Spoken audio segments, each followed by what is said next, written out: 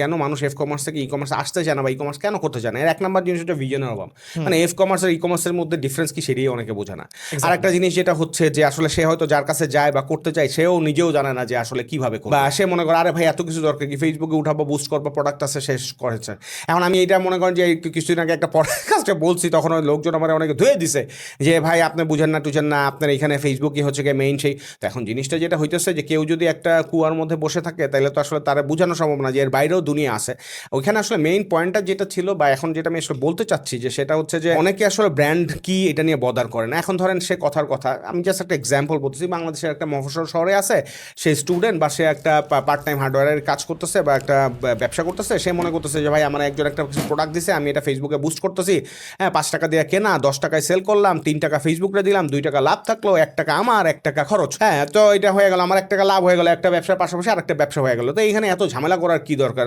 Order হবে state first courier এসে নিয়ে ডেলিভারি দিয়ে দেবে। তো আমি যেটা বলছি বা এখনো যেটা বলতে চাচ্ছি যে এটা তো আসলে ব্যবসা না, ইট ইজ লাইক আপনার মনে হয়েছে করলেন একটা সেল টেল করলেন এইটাই, কিন্তু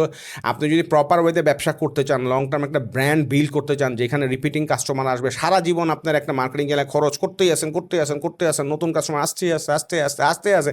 কিন্তু এক্সিস্টিং কাস্টমার আপনার লেভারেজ করতেছেন, এক্সিস্টিং কাস্টমার রিপিট করতেছেন, এক্সিস্টিং কাস্টমার সার্ভিস সম্পর্কে বদল করতেছেন না। যদি এগুলো আপনি না বুঝেন বা এগুলো আপনার কাছে ইম্পর্টেন্ট না হয় তাহলে তো আপনি সুইচ করবেন না। তো এখন এটা কি হবে, এটা আসলে আমাদেরকে এডুকেট করতে হবে।